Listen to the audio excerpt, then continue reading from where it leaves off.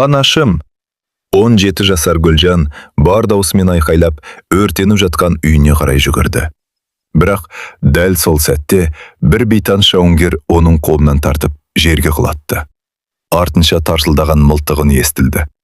Егер сол бір сәтте ол тоқтамағанда, оқ тура жүрегіне тиер еді. Гүлжан жер бауырлап жатып артына қарады. Отқа оранған ауыл. Аспанды қара түтін басқан. Адамдардың жан дауысы, балалардың жылағаны, аттардың кісінегені бір-біріне араласып кеткен. Ал оның көзі тек бір адамды іздеді. Анашым, қайдасыз? Сол күні Гүлжан анасын соңғы рет көргенін әлі білмеген еді. 1942 жылдың күз айы. Қазақ даласының шетінде орналасқан шағын ауыл бұрын соңды мұндай қасіретті көрмеген. Ахмет пен жары Торғын 3 баласын еңбекпен өсіріп отырған қарапайым жандар еді. Үлкен қыздары Гүлжан, ортаншы ұлдары Абай, кенжелері Айжамал. Соғыс басталғанда Ахмет майданға аттанамын деп бірнеше рет сұранғанмен, жасы ұлғайғандықтан ауылда қалып, тыл жұмысында еңбек етті. Сол күні таңертең бәрі әдеттегідей басталған. Торғын тандырға нан жауып жатқан. Айжамал қуыршағын құшақтап ойнап отыр. Абай әкесіне қорадағы малды суаруға көмектесіп жүрген. Ал Гүлжан анасына қамыр илесіп беріп жатқан еді. Бір кезде ауыл сыртынан қатты гүріл естілді. Әке, бұл не дыбыс? Деді Абай. Ахмет сыртқа атып шықты. Көкжиекте қара түтін көтеріліп келе жатты. Арада бірнеше минут өтпей, жатып ауыл үстіне жарылыстар түсе бастады. Балаларды алып қашындар, деп айқайлады Ахмет. Ауыл адамдары жан-жаққа бытырап қаша жөнелді. Гүлжан Айжамалды қолынан ұстап жүгірді. Ал Торғын артына бұрылып үйден Құран кітабын алам деп қайта кіріп кетті. Сол сәтте құлақ тұндырар жарылыс болды. Үйдің шатыры опырылып түсті. Анашым!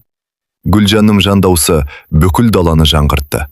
Ол үйге қарай ұмтылғанда Ахмет қызының жолын кесті. Жоқ қызым, болмайды. Әкем, анам ішінде қалды.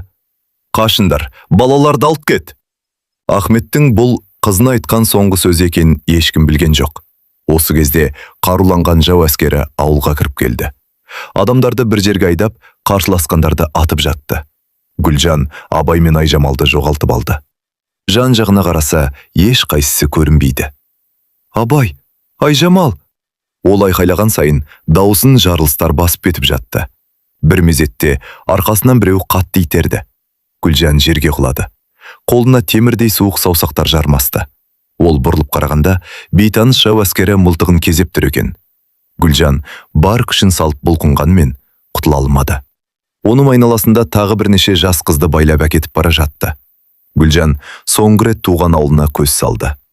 Өрт, түтін, айқай. Ал алыстан құлаған Ахметтің денесі көрініп жатты. Әке! Осы айқаймен Гүлжанды әскери жүк көлігіне күштеп отырғызды. Ол көз жасын сүртуге де шамасы келмеді. Өйткені дәл сол сәтте ол өзінің туған жерінен ғана емес, бүкіл өткен өмірінен айырылып бара жатқанын әлі түсінбеген еді. Гүлжанды тиеген әскери жүк көлігі бірнеше сағат бойы тоқтаусыз жүрді. Көліктің іші тар, ауа жетпейді. Жан-жағында өзімен шамалас қыздар үнсіз жылап отыр. Бірі анасын шақырады, бірі сәбиін құшақтай алмай кеткеніне өкінеді. Ешкім-ешкімді жұбата алмайды. Себебі бәрінің жүрегіндегі қайғы бірдей еді. Гүлжан көзін жұмса болды. Әкесі Ахметтің соңғы жанары мен анасы Торғынның үйге қайта жүгірген сәті көз алдынан кетпейтін. Абай аман қалды ма екен?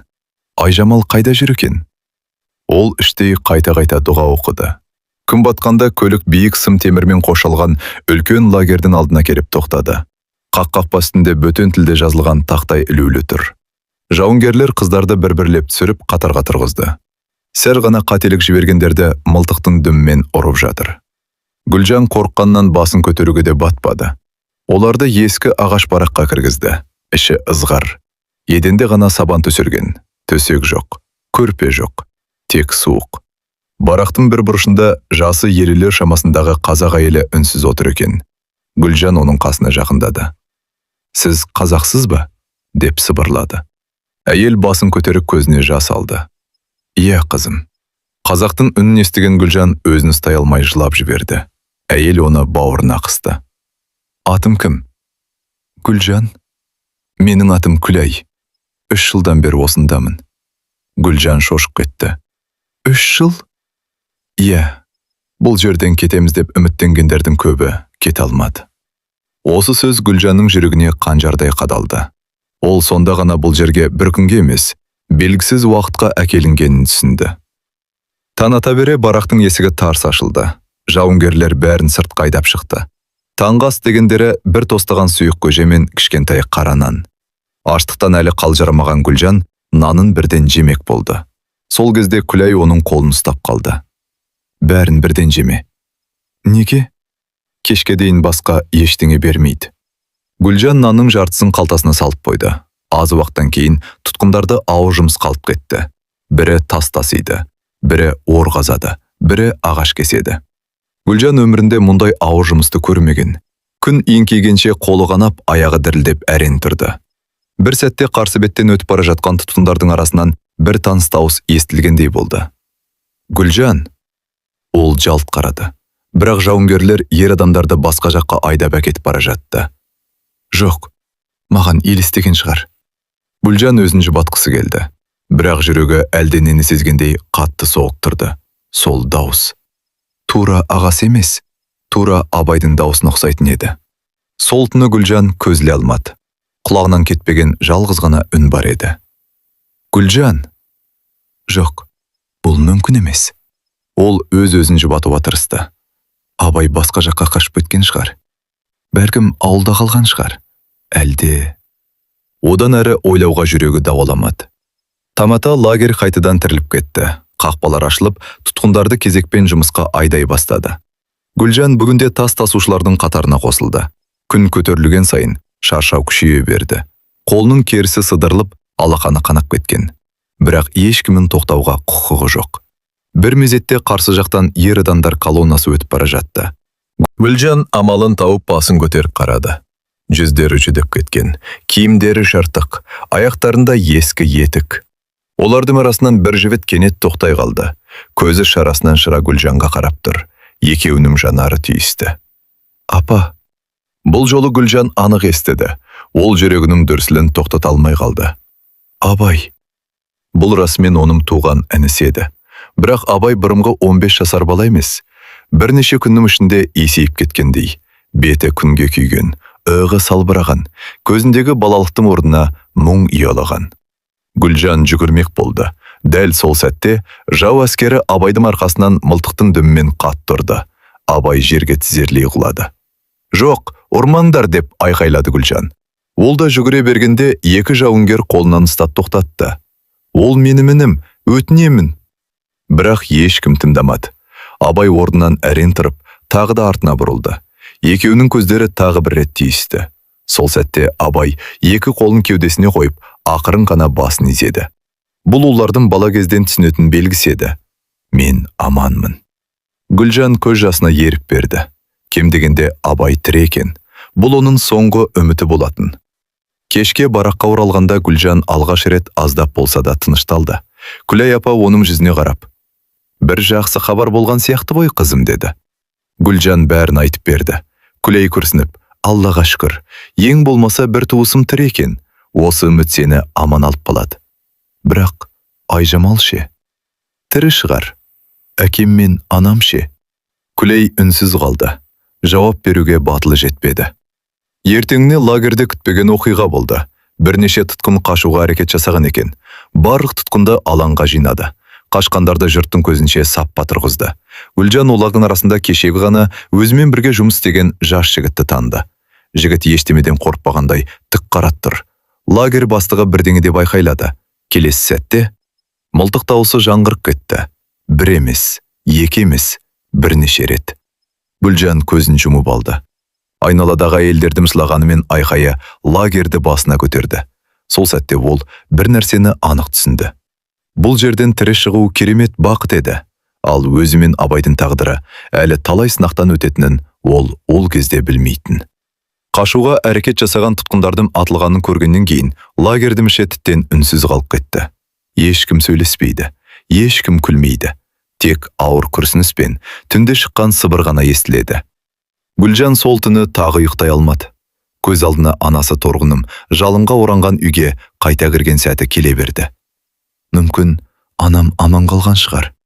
Ол осы ойға қайта-қайта жабыса берді. Өйткені адам үмітсіз өмір сүре алмайды. Келесі күні тұтқындарды теміржол маңына жұмыс қалып келді. Күн аттап ыстық. Қолдарына ауыр рельстер ұстатып, бір жерден екінші жерге тасытты. Гүлжанның қолының қаны қатып қалған. Әр қадамы азап еді. Сол кезде жанынан жасы 70-тен асқан бір қария өтіп бара жатты. Ол да тұтқын екен. Қария қазақша сыбырлап: «Қызым, сен қазақсың ба?» «Иә». «Жақтансың?» «Семей жақтан». Қария ауыр күрсінді. «Мен де қазақпын. Мұнда 4 жылдан бері жүрмін». Гүлжан таңырқап қалды. «Ата, сырттан хабар келіп тұра ма?» «Кейде жама тұтқындар келеді. Солар ауылдардың жағдайын айтып кетеді». Гүлжан жүрегін ұстай қалды. «Менің ауылым жайлы естідіңіз бе?» Қария басын шайқады. «Қай ауыл?» Гүлжан ауылының атын айтты. Қария үнсіз қалды. Бірнеше секундтан кейін ғана жайлап сөйледі. «Сол жақтан былтыр бір әйел келген еді». Гүлжанның демі ішіне тығылды. «Қазақ па?» «Иә». «Аты кім?» «Есімін ұмытып қалыптын». Гүлжанның жүрегі дүрсілдеп кетті. «Ол не деді?» «Бір ауыл түгелдей өртеніп кеткенін айтты.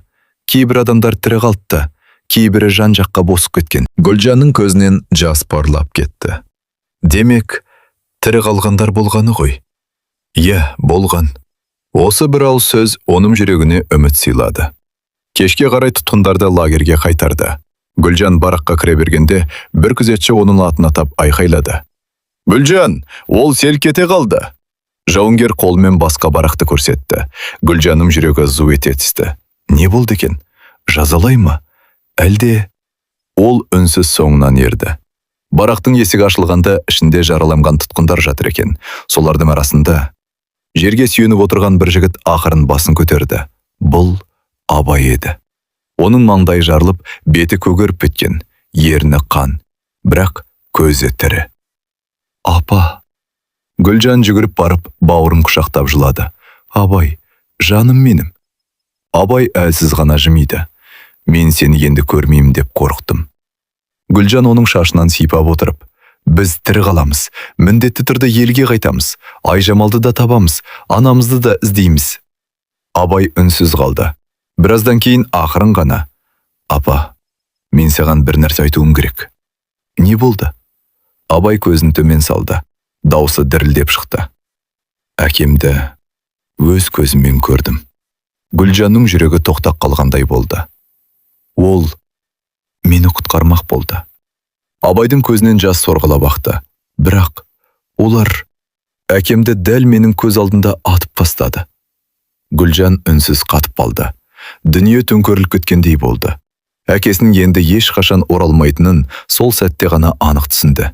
Бірақ Абайдың айтары мұнымен бітпеген еді. Ол ернін әрең қимылдатып: «Ал, анамыз туралы мен бір нәрсе көрдім». «Анамыз туралы мен бір нәрсе көрдім». Гүлжанның демі ішіне тығылды. «Не көрдім, Абай? Айтшы, анамыз тірі ме?» Абай біраз үнсіз отырды. Жарақаттанған денесі дірілдеп, көзінен жас сырғып кетті. «Үй жарылған кезде мен қора жақта едім. Әкем бізді қашырған соң артыма бұрылып барадым. Анамыз үйден шығып келе жатты». Гүлжаным жүрегі алып ұшып кетті. «Сонда шыққан ғой?» «Иә, бірақ...» Абайдың даусы үзіліп қалды. «Бірақ не?» Анамыз үйден Құранды құшақтап шықты. Сол кезде жерде жатқан кішкентай қыздың жылағанын естіп қалды. «Қандай қыз?» «Көрші Күләш апаның немересі екен». Гүлжан көзін жұмып алды. Бұл анасына тән мінез еді. Өз өмірінен бұрын өзгені ойлайтын. Анамыз әлгі қызды көтеріп жүгіргенде жау әскері келіп қалды. «Кейінше?» «Мен әкемнің қасынан жүгіріп шыға бергенімде анамыз бізге қарап айқайлады». Абайдың көзінен жас порлап кетті. «Балаларыңды алып кетіңдер, арттарына қарамаңдар» деді. Гүлжан екі қолмен бетін жауып, өксіп жылады. Бұл сөздер дәл анасының аузынан шыққанда естілді. «Кейін анамызды көрдің бе?» Абай басын баяу шайқады. «Жоқ». Түтіннің арасында көзден вояйып болды. Екеуі ұзақ уақыт үнсіз отырды. Бір кезде барақтың есігі ашылып, күзетші айқайлады. «Уақыт бітті. Гүлжан бауырын құшақтап, мен сені тағы өрем, көресің апа. Екеуміз елге бірге қайтамыз. Міндетті түрде. Күзетші Гүлжанды сыртқа итеріп шығарды. Келесі күні лагерге тағы бірнеше ондаған жаңа тұтқын әкелінді. Олардың арасында қазақтарға ұқсайтын адамдар да бар еді. Гүлжан жұмысқа бара жатқанда жаңа келген әйелдердің арасынан әлсіз дауыс естілді. Қызым, Гүлжан жалт қарады. Жасы 60-тар шамасындағы әже оған қадала қарап тұр екен. Сен Ахметтің қызы емессің бе?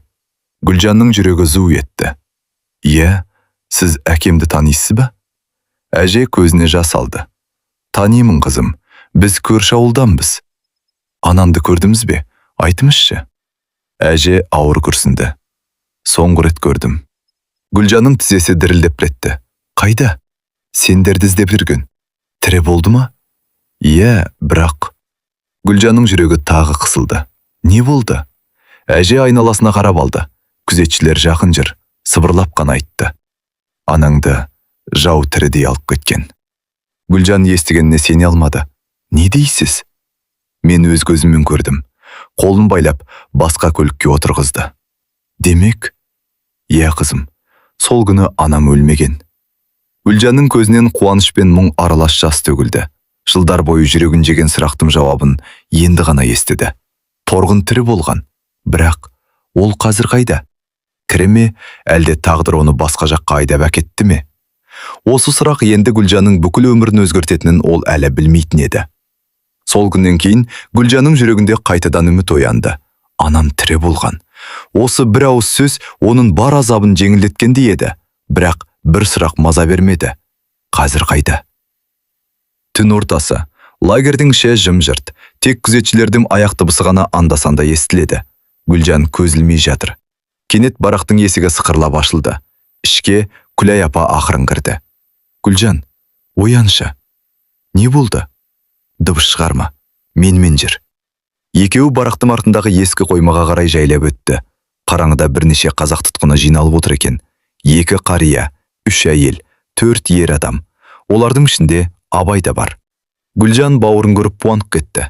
Абай! Апа! Күләй апа сыбырлап сөйледі. Айқайламаңдар. Күзетшілер естіп қойса, бәрімізді атады. Барлығы үнсіз бас изеді. Сол кезде ақ сақалды қария сөз бастады. Балалар, біз бұлай бәңгі отыра алмаймыз. Не істемекпіз? Деді бір жігіт. Қашаныз? Барлығы бір-біріне қарады. Қашуға әрекет жасағандардың қалай атылғанын бәрі көрген. Бұл жолы басқаша болады, деді қария. Қалай? Мен лагердің картасын білен. Гүлжан таңырқап қалды. Қайдан? Мұнда 4 жылдан бері жүрмін.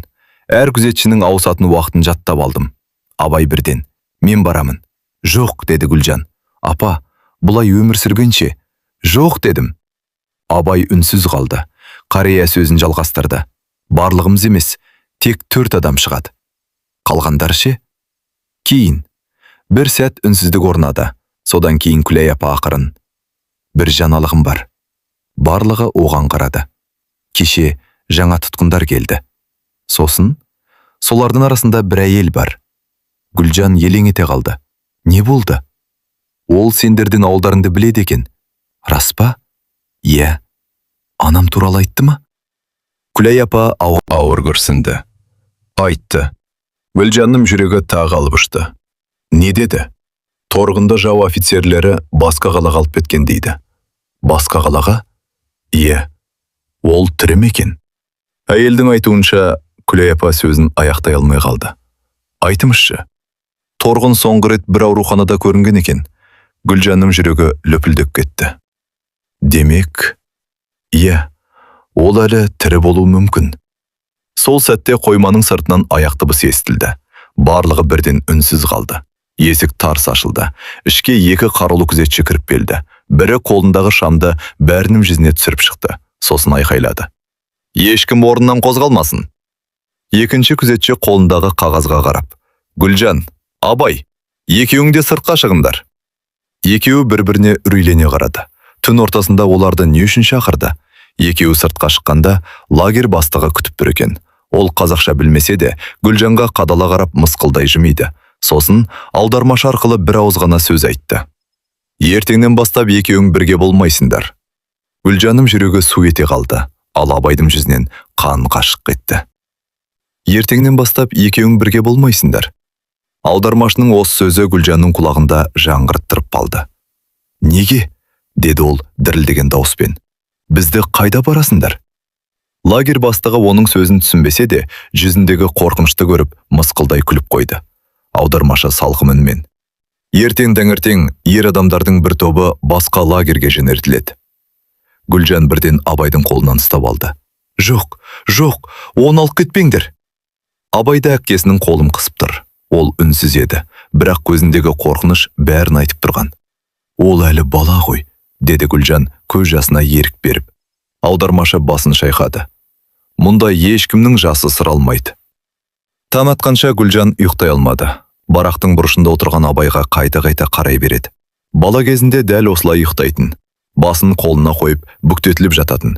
Гүлжанның есіне бір сәт түсті. Кішкентай Абай 5 жасында қатты ауырып қалған. Торғын анасы 3 күн бойы көз ілмей қасында отырған еді. Қызым, сен Абайды ешқашан жалғыз қалдырма. Ол саған ғана есенеді. Анасының сол сөзі жүрегін тіліп өтті. Кешір мен анашым, мен інімді қорғай алмадым. Таңертең лагердің қақпасы ашылды. Ер адамдарды ұзын сапқа тұрғызды. Абай да солардың ішінде. Қолдары байлаулы, беттері жүдеу. Гүлжан әйелдер тұрған қатардан бауырын іздеп тұр. Көздері түйіскен сәтте Абай әлсіз ғана жымиып қойды. Әпкесін жұбатқысы келгендей.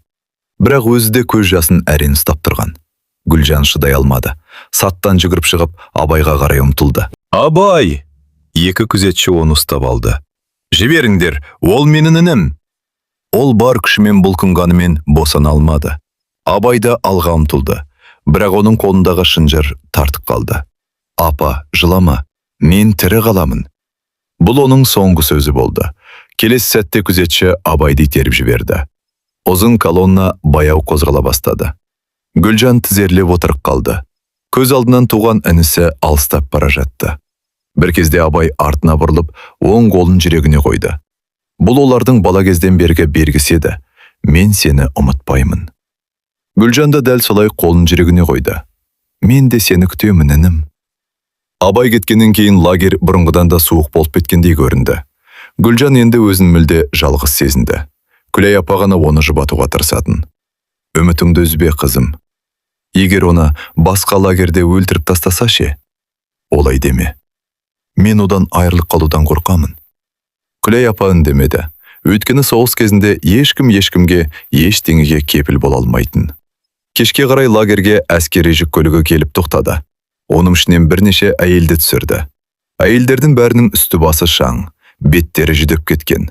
Солардың арасында жасы 40-тар шамасындағы қазақ әйелі бар екен. Ол жан жағына алаңдап қарап келе жатып, кенет Гүлжанды көріп қалды. Әйелдің көзі шарасынан шырып кетті. Сен? Гүлжан да аң-таң болды. Сіз мені танисыз ба? Әйел ақырын ғана жақындады. Дауысы дірілдеп шықты. Сен Ахметтің қызы Гүлжансың ғой? Иә, мен сенің анаң Торғынмен 3 ай бұрын бірге болдым. Гүлжанның жүрегі атқақтап кетті. Не дейсіз? Әйел көз жасын сүртіп. Торғын маған саған жеткізетін бір аманат қалдырған еді. Гүлжанның аяқ астынан әл-дәрмені кетіп, тұрған жерінде қатып қалды. Анамды шынымен көрдіңіз бе? Әйел басын изеді. Иә, қызым. Қашан? Осыдан 3 ай бұрын. Гүлжан әйелдің қолынан ұстап алды. Өтінемін, бәрін айтып беріңізші. Әйел ауыр күрсінді. Менің атым Зейнеп. Бізді бір қаладағы әскери қоймада бірге жұмыс істетті. Анам өте әлсіреп кеткен еді. Бірақ бір күнде сендерді аузынан тастаған жоқ. Гүлжанның көзінен жас парлап ақты. Ол не деді? Зейнеп сәл үнсіз қалды, сосын жайлап сөзін бастады. Күнде кешке намазын оқып болған соң, Құдайым, балаларымды аман сақта, мені емес, соларды қорғай көр деп дұға ететін. Гүлжан бетін басып жылап жіберді. Бір күні маған қарап, егер тірі қалып, қызым Гүлжанды көрсең, оған мен соңғы демім қалғанша оларды күткенімді айт, Абайды тастамасын, Айжамалды тапсын, бір-бірінен айырылмасын деді. Гүлжан көз жасын тоқтата алмады. Анам, Зейнеп те жылады. Торғын өте мықты әйел еді. Кейін не болды? Зейнептің жүзі өзгеріп кетті. бір күні лагерге бір неміс офицері келді. Сосын Торғын бір жаралы қызды қорғап қалмақ болды. Қалай? Әлгі офицер қызды ұра бастағанда, анаң оның алдына тұрып алды. Гүлжан демін ішіне тартып тыңдап отыр. Торғын, баланы ұрма, егер жаза керек болса, мені жазала деді. Анам. Сол үшін оны қатты сабады. Гүлжанның жүрегі тілім-тілім болды. Кейінше, 3 күн бойы орнынан тұра алмады. Тірі қалды ма? Зейнеп басын изеді. Иә, бірақ не? 4-ші күні оны басқа жаққа алып кетті. Қайда? Ешкім білмейді. Сіз содан кейін көрмедіңіз бе? Зейнеп көзіне жас алып. Жоқ, қызым. Гүлжан сол түні анасының әрбір сөзін ойлап шықты. Абайды тастама, Айжамалды тап. Осы сөздер оның өмірінің мақсатына айналды. Ол өзіне ант берді. Қандай қиындық болса да, інімді де, қарындасымды да табамын. Егер анан тірі болса, оны да іздеймін. Осы аманатты орындамайынша берілмеймін. Таң ата бере лагерде дабыл қағылды. Барлық тұтқындарды алаңға жинады. Лагер бастығы қағаз оқып аудармашы қазақтарға қарап. Бүгін әйел тұтқындардың арасынан 10 адам басқа жерге жіберіледі. Гүлжанның жүрегі тағы да су ете қалды. Қағаздан есімдер оқыла бастады. 1-ші, 2-ші, 3-ші. Гүлжан үнсіз тұр. 9-ші есім оқылды. Ол әлі жоқ. Бір сәт тыныстала бергенде аудармашы соңғы есімді қатты дауыспен айтты. Гүлжан Ахмет қызы. Гүлжан селк етіп басын көтердірді. Ол енді қайда жіберілетінін білмейтін, бірақ жүрегі бір нәрсені сезді. Бұл сапар оның тағдырын түбегейлі өзгертетін еді. Гүлжан Ахмет қызы. Есім аталған сәтте Гүлжанның жүрегі шым ете қалды. Ол үнсіз алға шықты. Өзімен бірге тағы 9 әйелді сапқа тұрғызды. Күлей апа жанына келіп қолын қысып алды. Қызым, Алла жар болсын. Гүлжан көз жасын әрен тыйды. Сізге рахмет. Егер Абайды көрсеңіз, айтарымды білем. Оған менің тірі екенімді жеткізіміз. Жеткізем. Екеуі үнсіз құшақтасты. Мүмкін бұл олардың соңғы кездесуі шығар. Тұтқындарды жүк көлігіне отырғызды. Көлік күн ұзақ жүрді. Орман, өзен, қираған ауылдар, күйіп біткен үйлер. Жол бойындағы көріністер соғыстың қаншалықты қасірет әкелгенін көрсетіп тұрды. Бір кезде көлік үлкен қала шетіне келіп тоқтады. Алыстан зауыттың биік мұжалары көрінді. Қара түтін аспанға көтеріліп жатыр. Тұтқындарды темір қақпасы бар үлкен өндіріс орнына алып келді. Мұнда бұрынғы лагерден де тәртіп қатал екен. Әр бұрышта қарулы күзетшілер. Қашуға мүмкіндік жоқ. Сол күні кешке әйелдерді жұмыс орындарына бөлді. Гүлжанды әскери киім тігетін цехқа кіргізді. Іші тар. Терезелері темір тормен жабылған. Онда ондаған әйел тігін машиналарының алдында үнсіз жұмыс істеп отыр. Цех бастығы бәріне айқайлап бұйрық беріп жүр. Тез! Тоқтамаңдар!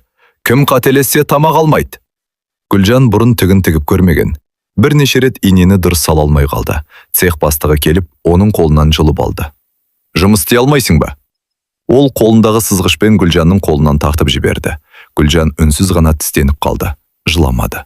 Өйткені бұл жерде көз жасының ешкімге керек жоқ екенін ол әлде қашан түсінген.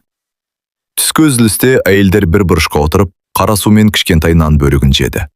Гүлжанның қарсысына жасы 40-тар шамасындағы әйел келіп отырды. Ол біраз уақыт үнсіз қарап отырды да. Сен қазақсың ба? Деді жай ғана. Иә. Атың кім? Гүлжан. Әйелдің қолындағы нан жерге түсіп кетті. Гүлжан? Иә. Әйелдің ерні дірілдей бастады. Әкеңнің аты Ахмет емес пе? Гүлжан таңырқап қалды. Иә. Анаң Торғын? Иә. Әйел көзіне жас алып. Қызым, мен сендердің отбасыңды танимын. Гүлжан тағы да елең етті. Қайдан? Соғыс басталмай тұрып, біздің ауыл көрші болатын. Сіздің атыңыз кім? Менің атым Серік. Гүлжан аң-таң болып қалды. Серік? Әйел жымиып жіберді. Таң қалып тұрсың ба? Иә, менің атым ер адамның аты сияқты. Әкем ұл күткен екен. Екеуі алғаш рет осы ауыр күндердің арасында сәл ғана жымиып алды. Бірақ сол сәтте Серіктің жүзі қайта күрт өзгерді. Ол жан-жана қарап алды да өте баяу сыбырлады. Гүлжан, саған өте маңызды бір нәрсе айтуым керек. Не болды? Мұнда... Иә? Осы зауытта сенің анам торғын да жұмыс істеген. Гүлжанның жүрегі дүрсілдеп кетті. Қайда? Бірақ тыңда. Айтыңыз. Серіктің көзіне қорқыныш ұялады. Ол бұл жерден өз еркімен кеткен жоқ. Бір күні түнде белгісіз адамдар алып кетіп, содан кейін ешкім көрмеді. Ол бұл жерден өз еркімен кеткен жоқ. Серіктің сөзі Гүлжанның жүрегін шым еткізді. Қалай алып кетті, деді ол асыға. Серік жан-жағына тағы бір қарап алды. Ақырын сөйле, мұнда қабырғанымда құлағы бар. Гүлжан басын изеді. Айтыңызшы. Торғын бұл зауытта 2 айдай жұмыс істеді. Сонда мен жүрген цехта ма? Иә. Кейін не болды? Серік ауыр күрсінді. Бір күні жаңа келген жас қыз аштықтан есінен танып қалды. Сосын күзетші оны тепкілей бастады. Гүлжан жұдырығын түйіп алды. Анаң тағы да шыдай алмады. Ол әлгі қызды қорғап қалмақ болды.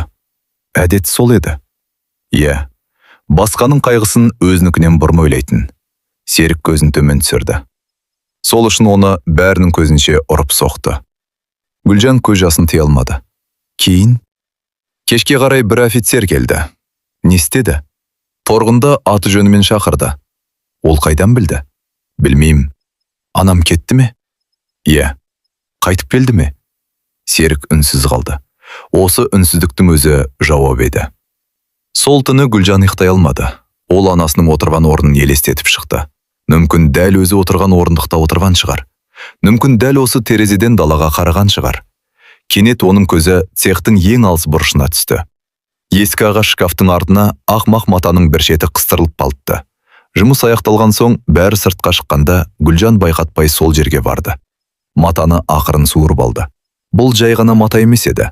Ақ шеті көк жіппен көмкерілген. Қазақы орамал.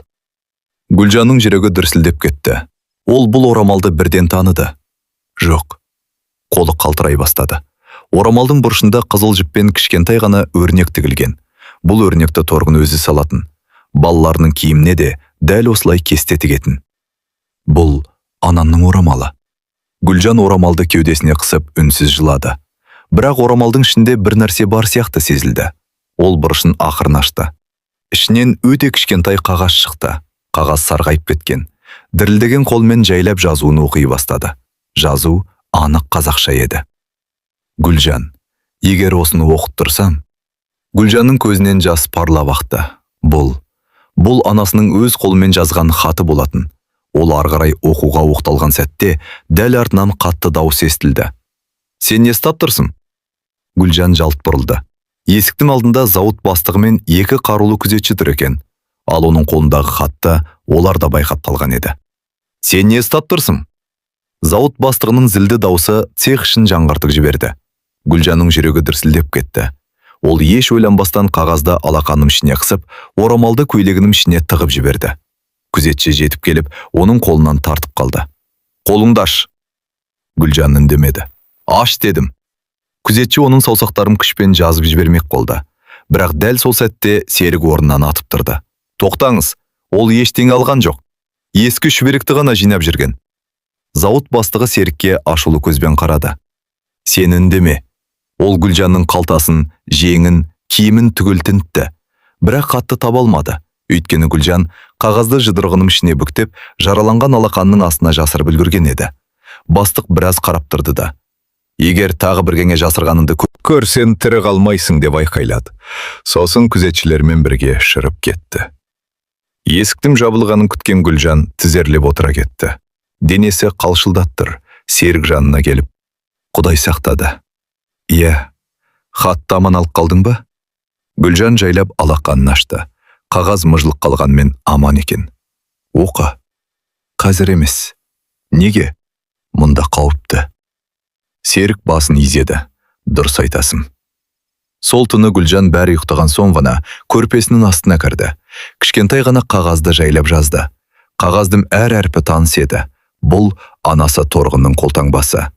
Гүлжан көз жасын сүртіп оқи бастады. Қызым Гүлжан, егер бұл хат саған жетсе, демек Алла менің дұғамды қабыл еткен екен. Қызым, менің тағдырыма жылама. Мен сендердің кіре қалғандарына ғана шүкір етемін. Абайды жоғалтпа. Ол әлі жас, саған ғана сенеді. Айжамалды қай жерден болса да іздеңдер. Мен оның тірі екеніне сенемін. Әкелерің Ахмет сендерді құтқару үшін жанын қиды. Сендер соған лайық өмір сүріңдер. Мен елге қайталмасам да, сендер міндетті түрде туған жерге оралыңдар. Қазақ екендеріңді еш қашан ұмытпаңдар. Бір-бірлеріңді тастамаңдар. Аналарың Торғын. Хаттың соңына тамған көз жасының ізі әлі кеппегендей көрінді. Гүлжан қағазды кеудесіне басып ұзақ жылады. Өмірінде алғаш рет анасымен қайта сөйлескендей болды. Кенет хаттың екінші жағына көзі түсті. Төменгі бұрышында өте ұсақ әріппен тағы бір сөйлем жазылыпты. Ол әрең оқылды. Гүлжан қағазды терезеден түскен ай сәулесіне жақындатты. Сонда ғана анық көрінді. Мені қара қамал қалып бара жатыр. Гүлжан алғаш рет бұл атауды естіп тұр. Қара қамал? Ол бұл не екенін түсінбеді. Бірақ Серік түсінетін сияқты еді. Ертеңіне таңертең Гүлжан хатты Серікке көрсеткенде, оның өңі бірден бозарып кетті. Жоқ, не болды? Егер Торғынды шынымен қара қамал қалып кеткен болса? Иә, Серік үнсіз қалды. Айтыңыз. Ол ауыр күрсініп. Ол жерден әлі күнге дейін ешкім қайтып келген жоқ. Серіктің бұл сөзі Гүлжанның жүрегіне қанжардай қадалды. Неге? Деді ол әрең тіл қатып. Серік жан жағына алаңдап қарап алды. Бұл әңгімені ешкімнің көзінше айтуға болмайды. Екеуі түскі үзіліс кезінде зауыттың артында да көмір қоймасына барып отырды. Ол жерде ешкім болмайтын. Серік ауыр күрсініп сөз бастады.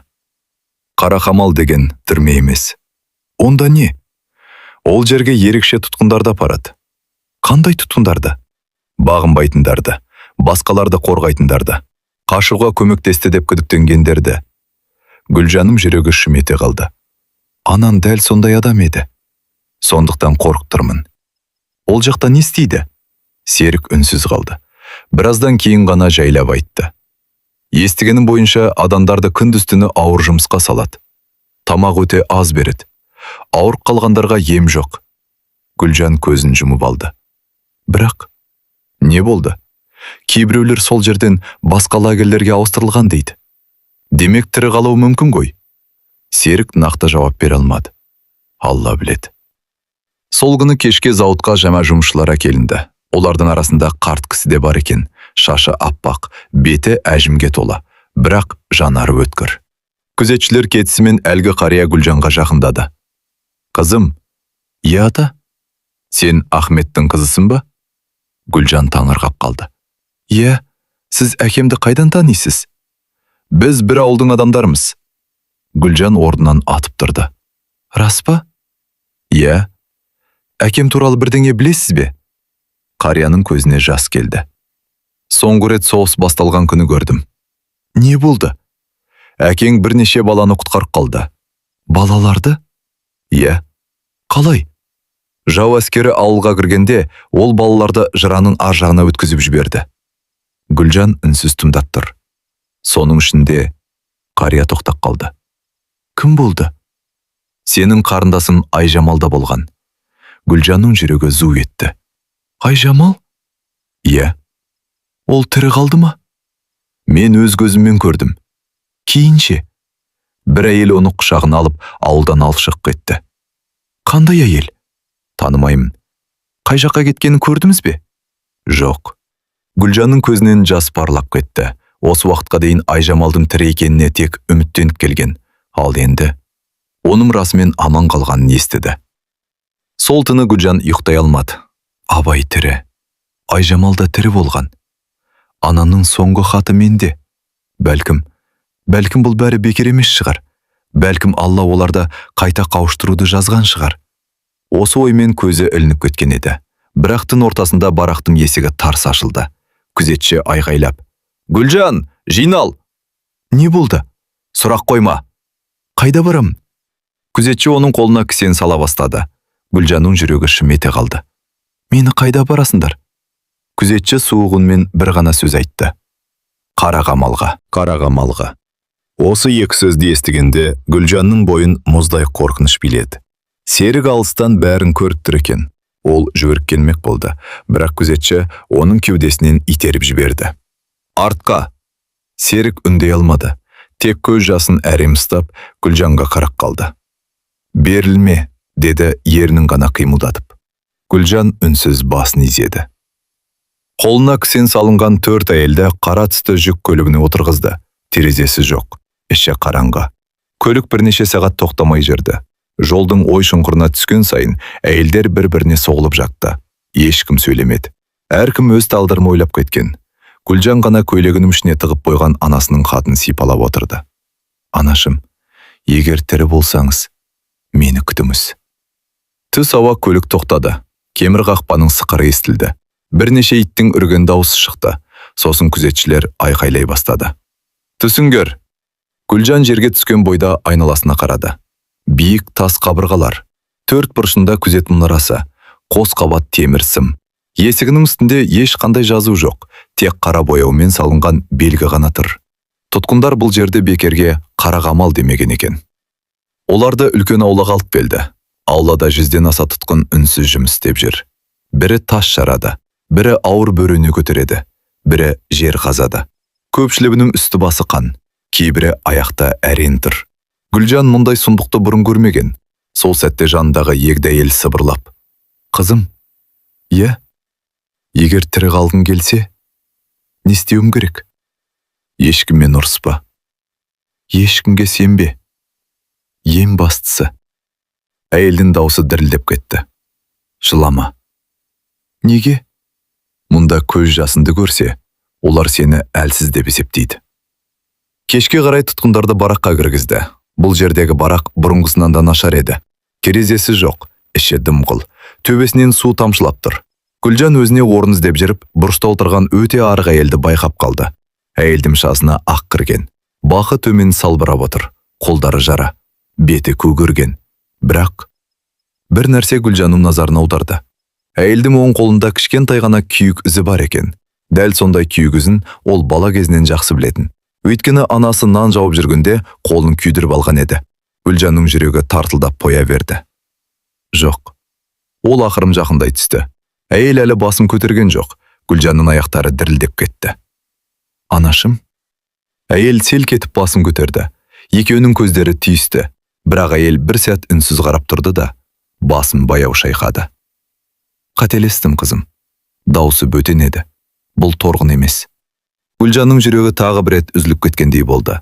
Ол үнсіз бұрылып кетті. Бірақ дәл сол кезде барақтың ең қараңғы бұрышынан әлсіз ғана сыбыр естілді. «Гүлжан!» Ол жалт бұрылды. Бұл дауысты ол ешқашан ұмыта алмайтын. Бұл торғынның дауысына өте ұқсайтын еді. «Гүлжан!» Дауыс өте әлсіз шықты, бірақ ол дауыс Гүлжанның жүрегіне бірден жетті. «Анашым!» Ол барақтың қараңғы бұрышына қарай жүгірді. Бұрышта үстіне ескі көрпе жабылған бір әйел жатыр екен. Жүзі әбден жүдеп кеткен, шашының көбі ағарыпты. Бетіндегі жаралардан өңі өзі көрген. Гүлжан тізерлей отырып әйелдің қолынан ұстады. «Анашым, менмін, Гүлжанмын». Әйел ақырым көзін ашты, ұзақ қарап жатты. Бір кезде әлсіз ғана басын шайқады. «Жоқ, қызым, мен Гүлжанмын. Сен басқадан іздеп тұрсың». Гүлжанның жүрегі тағы да суып кетті. Бұл тағы да анасы емес екен. Ол үнсіз орнынан тұрып, сыртқа қарай жүре берді. Көзінен жас тоқтар емес. Кенет әлгі әйел ақырын ғана тіл қатты. «Тоқта!» Гүлжан артына бұрылды. «Сен торғынды іздеп жүрсің ғой?» Гүлжан бірден қайта жанына келді. «Иә». «Сен оның қызысың ба?» «Иә, мен Гүлжанмын». Әйелдің көзі жасаурап кетті. «Ендеше, сені Алла осында бекер әкелмепті. Сіз ананды білесіз бе?» «Иә». «Ол қайда?» «Мен онымен бір барақта 3 ай бірге болдым». Гүлжан демін ішіне тартып тыңдап отыр. Торғын бәрімізге демеу болды. «Рас па?» «Иә». «Аш жүргендердің нанын бөліп беретін, ауырып қалғандарды жасырын емдейтін, бізге Құран сүрелерін жатқа оқып беретін». Гүлжан көз жасын сүртті. Бұл дәл өзінің анасы. «Кейін не болды?» Әйел ауыр күрсінді. Бір күні лагерь бастығы торғынды шақырып алды. «Неге?» «Біреу оның тұтқындарға көмектесіп жүргенін айтып қойған». «Кім?» «Білмейміз». «Кейін анам қайтып келді ме?» «Иә». «Қандай жағдайда?» «Беті көгерген, Қолдары қан, бірақ жүзі күліп тұрды. Гүлжан таңырқап қалды. Неге күлді? Бізден жыламаңдар, бір күні міндетті түрде елге қайтасыңдар деді. Соңғы рет қашан көрдіңіз? Әйел көзін жұмып алды. Шамамен 2 ай бұрын. Содан кейінше? Түнде тағы алып кетті. Қайда? Бұл жолы ешкімге айтпады. Сіз көрдіңіз бе? Иә. Жалғыз болды ма? Жоқ. Гүлжан елең ете қалды. Қасында тағы бір қазақ ер адам болды. Қазақ па? Иә. Кім екенін білесіз бе? Әйел басын шайқады. Бірақ не болды? Торғын әлгі адамға қайта-қайта ұлымды аман сақтаңыз деп айтып бара жатты. Гүлжанның жүрегі тарсылдап кетті. Ұлым? Иә. Демек, ол Абай туралы айтып кеткен шығар. Дәл сол сәтте барақтың есігі тарс ашылды. Бір офицер ішке кірді. Ол қолындағы қағазға қарап, қатқыл дауыспен: Торғын Ахмет қызының қызы кім? Барақ іші тып-тыныш болып қалды. Гүлжанның жүрегі кеудесіне сыймай соғып тұр, бірақ ешкім үндемеді. Офицер тағы айғайлады: Гүлжан Ахмет қызы бар ма? Гүлжан ақырын ғана орнынан тұрды. Менмін. Офицер оған ұзақ қарап тұрды. Сосын күтпеген жерден: Менімен бірге жүр, саған бір адам жолығуды сұрады. Гүлжанның жүрегі зу ете қалды. Ол адам кім еді? Гүлжан офицердің соңынан үнсіз ерді. Барақтың есігі тарс жабылды. Ұзын дәліз, суық тас қабырғалар, темір есіктер. Әр қадам сайын күзетшілер. Гүлжан жүрегін басып келеді. Кім шақырды екен? Анам ба? Осы ойдан жүрегі алып ұшып кетті. Офицер үлкен есіктің алдына келіп тоқтады. Кілтпен құлыпты ашты. Кір. Гүлжан ішке енді. Бөлме шағын ғана екен. Терезенің жанында арқасын беріп бір адам тұр. Шашына ақ кірген. Үстінде ескі әскери киім. Ол ақырын бұрылды. Гүлжан бірден танымады. Бірақ ер адамның көзінен туған ерге деген мұң көрініп тұрды. Сен Гүлжансың ба? Иә. Әкеңнің аты Ахмет пе? Иә. Ер адамның көзі жасаурап кетті. Шүкір. Гүлжан жақындай түсті. Сіз кімсіз? Менің атым Жанат. Әкемді танисыз ба? Иә. Қайдан? Біз бір полкте болған жоқпыз, бірақ бір ауылдың азаматтарын бірге эвакуациялауға көмектестік. Гүлжан таңырқап қалды. Әкем майданға кетпеген еді ғой. Білемін. Онда соғыс ауылға жеткенде Ахмет ер адамдарды жинап, балалар мен әйелдерді құтқаруға көмектесті. Гүлжан көз жасын сүртті. Бұл әкесіне ұқсайтын іс еді. Жанат қалтасынан кішкентай бұлғары дорбаны шығарды. Мынаны таныдың ба? Гүлжан қолын алды.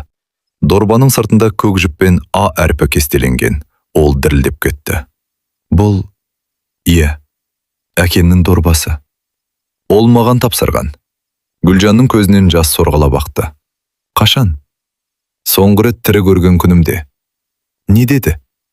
Жанат терең дем алды.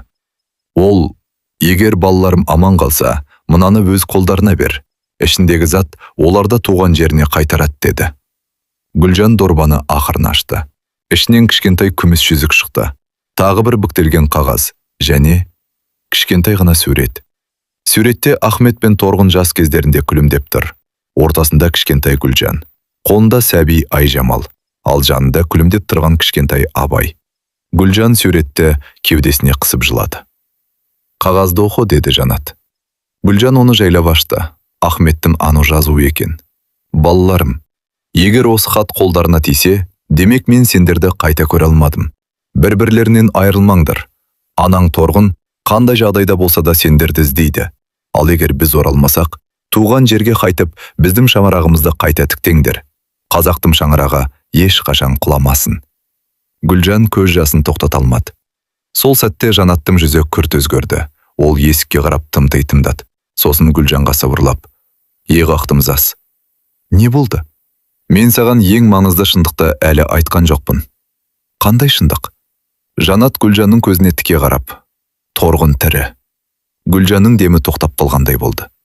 Не? Иә. Анам тірі ме? Жанат басын изеді. Мен оны осыдан 3 күн бұрын көрдім. Гүлжан қуаныштан жылап жіберді. Қайда? Бірақ Жанаттың келесі сөзі оның қуанышын бірден тоқтатты. Бірақ оған жету үшін біз бүгін түнде қарақамалдан қашуымыз керек. Жанаттың соңғы сөзі Гүлжанның жүрегін дүр сілкіндірді. Қашамыз? Е, деді Жанат сыбырлап, басқа амал жоқ. Бірақ бұл жерден ешкім қашып көрмеген дейді ғой. Дұрыс айтады. Онда қалай? Жанат қалтасынан ескі қағаз шығарып, үстелдің үстіне жайып қойды. Бұл қарақамалдың қолдан сызылған жоспары екен. Мынаны қайдан алдыңыз? 2 жыл бойы осы жерде жұмыс істедім. Әр күзетшінің ауысатын уақытын, қай қақпаның қашан ашылатынын жаттап алдым. Сонда бүгін түнде көмір таситын арба сыртқа шығады. Біз соның ішіне тығыламыз ба? Иә. Анам да сонда ма? Жанат басын изеді. Торғында осы қамалдан 10 шақырым жердегі ескі әскери ауруханаға ауыстырған. Гүлжанның жүзіне алғаш рет үміт ұялады. Демек, үлгерсек анамды көрем. Иә, бірақ не болды? Біз екеуміз ғана емес. Тағы кім? Жанат күрсінді. Абай. Гүлжан жалт қарап. Абай? Иә. Ол қайда? Осы қамалға 3 күн бұрын әкелінген. Гүлжан сенер-сенбесін білмей қалды. Інім тірі ме? Тірі. Неге маған айтпадыңыз? Өйткені оны жасырын ұстап отыр. Қайда? Жертөледе. Гүлжанның көзінен қуаныш жасы ақты. Аллаға шүкір. Бірақ жағдайы ауыр. Не болған? Қашуға әрекет жасаған. Гүлжанның жүрегі қайта қысылып кетті. Жараланған ба? Иә. Мен оны көруім керек. Жанат басын шайқады. Қазір болмайды. Неге? Егер күзетшілер байқаса, бәрімізден айырыламыз. Күн батуға жақындады. Бүкіл лагер бұрынғыдан да тыныш. Бірақ бұл тыныштықтың астарында үлкен қауіп жатқанын бәрі сезетін. Кешкі ас кезінде Серік те осы қамалға жеткізілді. Ол Гүлжанды көргенде көзіне жас алды. Шүкір, амансың. Сіз де келдіңіз бе? Иә. Серік ақырын ғана.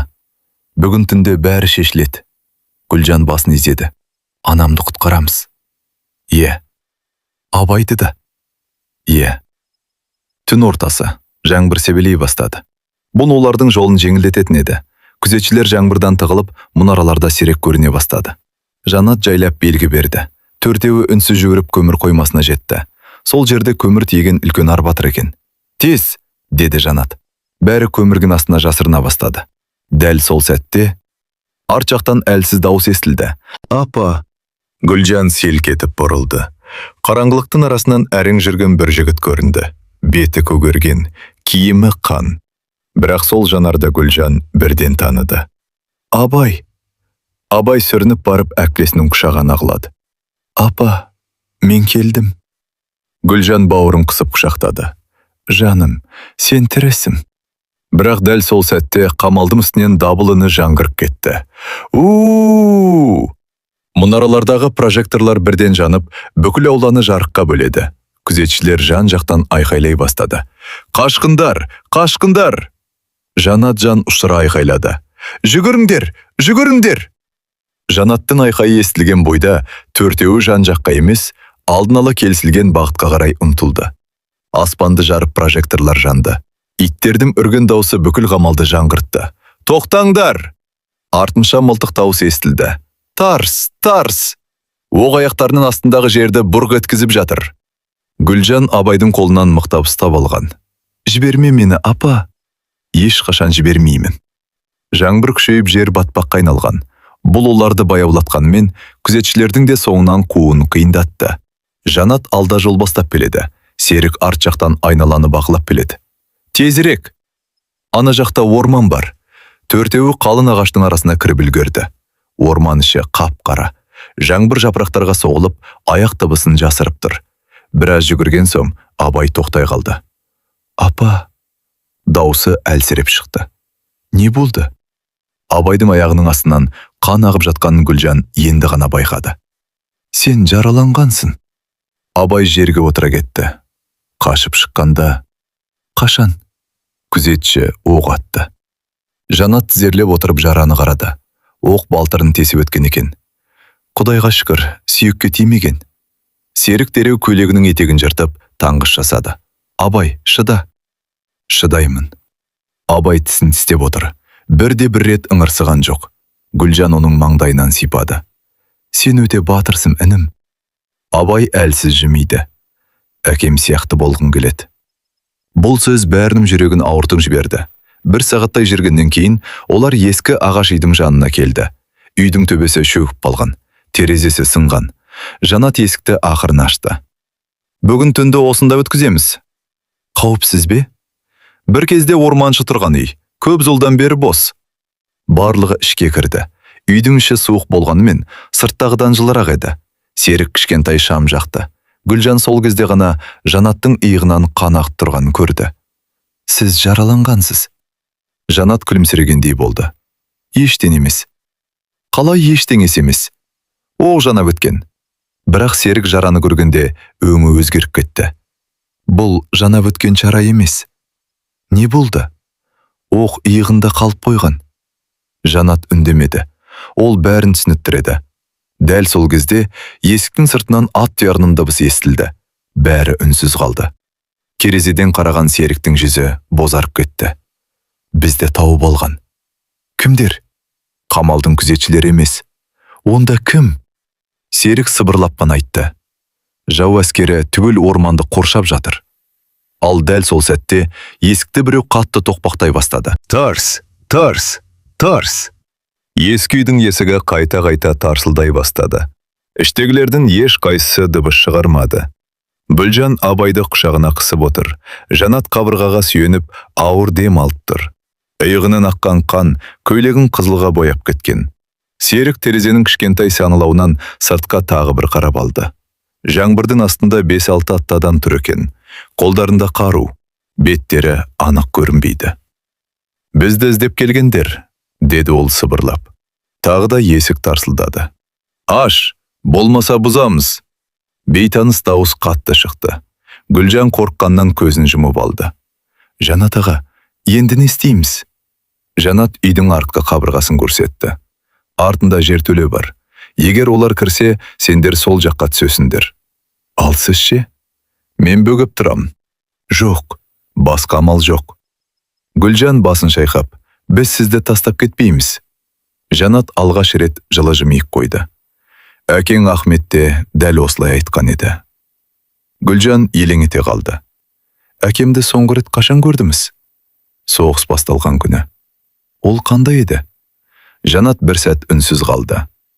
Ауылдың шетінде балаларды жырадан өткізіп жатты. Жау әскері жақындап қалған кезде мен оған өзімізде жүрміз дедім.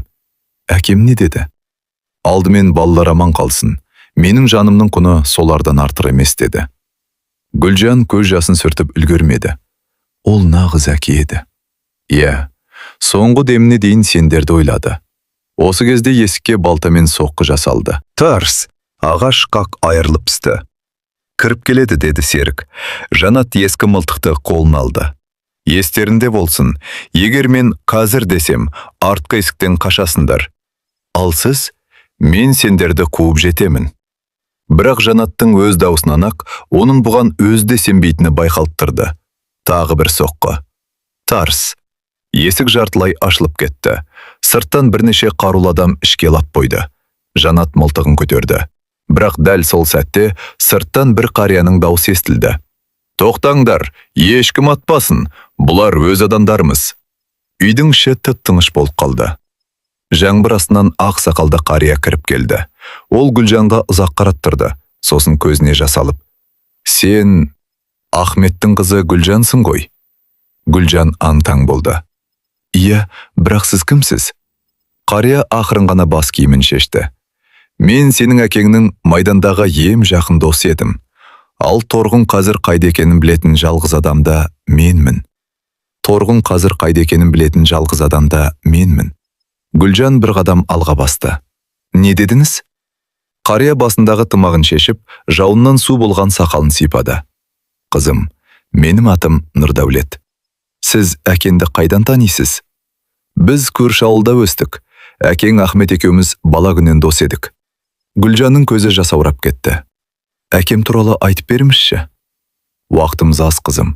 Нұрдәулет сырттағы жігіттерге қарап. Аттарды әзірлеңдер, бізді іздеп шығатын жасақ көп ұзамай жетеді. Сыртта жүрген 4 қарулы азамат бас изеді. Олардың киімі қарапайым шаруа адамдардікіндей болғанмен, бәрінің иығында мылтық бар еді. Бұлар кімдер? Біз орманда жасырын жүрген адамдармыз. Соғыс басталғала қолға түспегендерді, жетім қалған балаларды, жараланғандарды құтқарып келеміз. Гүлжан алғаш рет өзін қауіпсіз сезінгендей болды. Аздан соң бәрі үйдің ішіне жиналды. Нұрдәулет Гүлжанның қолындағы торғынның хатын көріп қалды. Бұл анамның соңғы хаты. Қария хатты ақырын ұстап ұзақ қарап отырды. Осы жазуды танимын. Танисыз ба? Иә. Ананды шынымен көрдіңіз бе? Көрдім. Гүлжанның жүрегі атқақтап кетті. Қашан? Осыдан бір ай бұрын. Ол аман ба? Қария ауыр күрсінді. Тірі. Гүлжан көз жасын тия алмады. Анашым. Бірақ жағдайы қиын.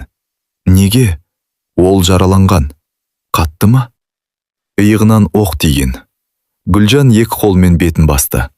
Қазір қайда? Таудың ар жағындағы әскери госпитальда. Онда неге бармаймыз? Нұрдәулет үнсіз қалды. Айтыңызшы. Өйткені ол жерді күндіз-түні күзетеді. Осы кезде бұрышта жатқан Абай әлсіз қозғалды. Апа! Гүлжан жүгіріп келді. Не болды, інім? Айжамал. Не болды Айжамалға? Мен... Абай әрең сөйледі. Қарағамалда бір күзетшінің аузынан естідім. Не естідім? Бір қазақ қызын бала кезінде басқа отбасы асырап алды дейді. Гүлжанның жүрегі шымете қалды. Сонда ол Айжамал болуы мүмкін. Нұрдәулет басын изеді. Кемінде солай ойлаймын. Демек, қарындасым тірі? Иә. Бірақ қазір қайда екенін ешкім білмейді. Кенет сырттан ат дүбірі естілді. Бір жігіт есікті ашып жүгіріп кірді. Ата!